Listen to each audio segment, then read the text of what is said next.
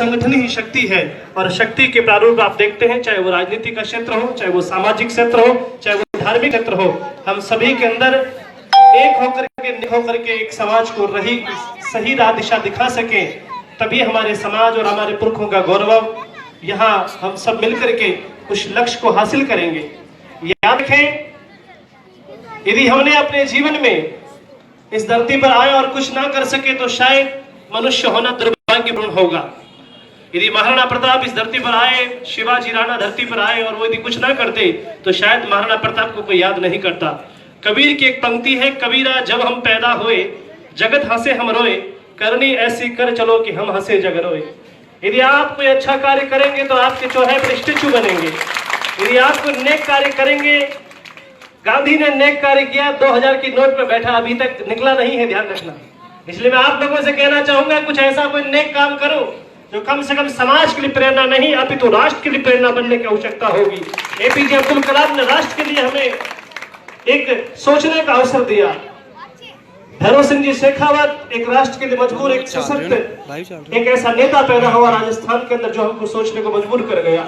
इसलिए मैं आप लोगों से कहना चाहूंगा, प्रेरणा समाज के लिए नहीं, अपितु राष्ट्र के लिए प्रेरणा हम सब बने, ऐसा हमें नेक कार्य करना होगा। और सभी के भीतर चिंगारी चाहे छोटी हो बड़ी हो, नगर को शमशान कर देती है। याद रखना, यदि आपके भीतर हौसला जज्बा है तो लक्ष्य बहुत छोटा है, इस बात को याद रखें। लक्ष्य को पाने के लिए नितांत अभ्यास की आवश्यकता होती है। इसलिए शास्त्र भी कहता है, अनभ्यासेन विषम विद्या। संस्कृत में सूत्र है, अनभ्यासेन विषम विद्या। बिना अभ्यास के विद्या विष के समान हो जाती है। यदि अभ्यास नहीं करेंगे तो फिर वो किताबें सारी खराब हो जाएगी। कोविड-19 के कारण से ऑनलाइन पढ़ाई शुरू हो गई। अच्छा रहा ये कि हमारे को सरकार ने ये गाइडलाइन तय करके बता दिया। यदि ऑनलाइन पढ़ाई शुरू नहीं होती तो शायद हमें जो कुछ याद के संस्मरण में नहीं रहता। इसलिए हम अपने सपनों को साकार करते हुए एक मन में ध्येय रखें, सबके लिए सामाजिक रूप से, आर्थिक रूप से हम सभी के लिए कार्य करना है। मैं आप लोगों से कहना चाहूंगा कि क्षत्रिय कोई ये एक समाज नहीं है, ये एक अपना आप के अंदर एक जीवन की क्रांति है। राजपूत होना कोई जाति नहीं, इस बात को याद रखें आप लोग। आप देखें कि ब्राह्मण, क्षत्रिय, शूद्र, वैश्य, चारों परंपराएं भारतवर्ष की बनी हुई है। इसमें किसी का राजपूत में जन्म होता, कोई जाट में जन्म लेता, कोई कुमार में जन्म लेता, कोई माली में जन्म लेता है।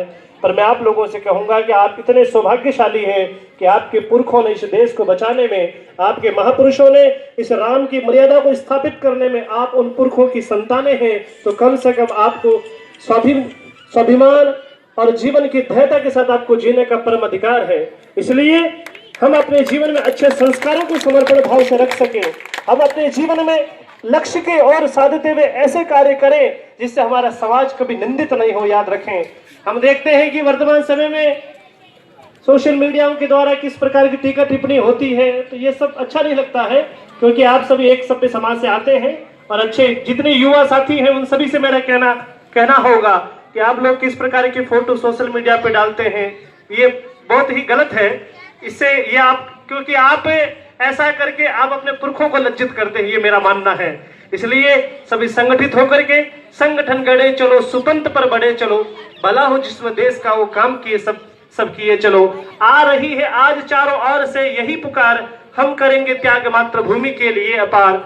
कष्ट जो मिला है मुस्कुराते सब सहेंगे हम, देश के लिए जिएंगे और मरेंगे हम। यही हमारा लक्ष्य होना चाहिए कि हमारा जीवन का लक्ष्य देश है और देश के हम नागरिक हैं। और जिम्मेदार के रूप में हम केवल एक क्षत्रिय वंश से आते हैं। इसलिए हम सभी का कर्तव्य है कि अपने लक्ष्यों को साधते हुए मान, मर्यादा, संस्कार और शक्ति और इन सभी को ध्यान में रखते हुए जो जय राजपूताना संघ के आप शिविर में आए सभी युवा साथी, आप सभी को पुनः धन्यवाद। जो सफल हुए हैं, जो जीते हैं, उनको धन्यवाद। जो हारे हैं उनसे आशा करते हैं आप दोबारा जीत करके वापिस पिछले साल आएंगे। इन्हीं शुभकामनाओं के साथ आप सभी के भीतर बैठा परमात्मा उसके पावन चरणों में प्रणाम करता हूँ। बहुत बहुत धन्यवाद। बोले भारत माता की। श्रीमान महाराज श्री संताराम जी महाराज की ये जो पीड़ा समाज के प्रति है, वास्तव में इसे हमें समझनी चाहिए। और हम